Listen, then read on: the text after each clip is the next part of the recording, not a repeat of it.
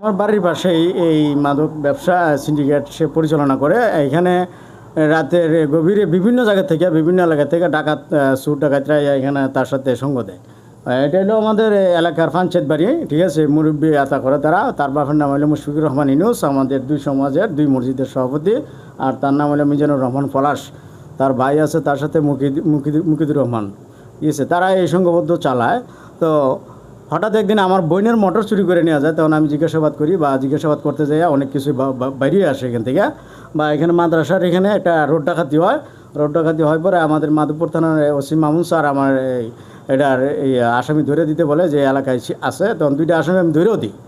এক পর্যায়ে ওই ডাকাইতের বয়ান নিতে যাইয়া তার নাম এখানে প্রকাশ হয়, সে যে এগুলোর সাথে জড়িত, ঠিক আছে। তখন থেকে তারা আমার উপরে ক্ষিপ্ত, আমার একাধিক দুইবার তিনবার ধরেও নিছে।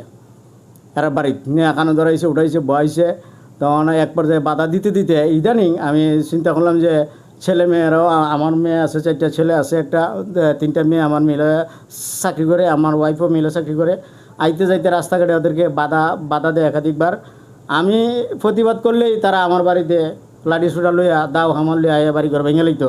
বাড়িতে আমি আসতে পারি না। ওই যে পরশু দিনও আসছি, আসার পরে মুকিত তার ছোটো ভাই, তাহলে আমার ঘরের ভিতর হামলা।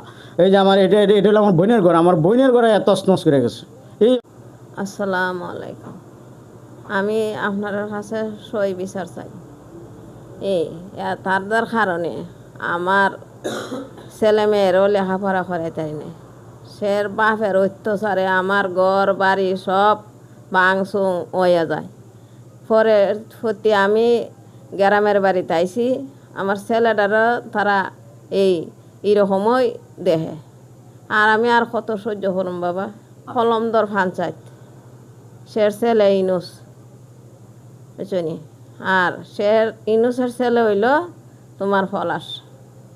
তাহলে আমার ছেলেটারে খাইটা লাইব, টান করে লাইব, জানি কি অপরাধ আমাদের।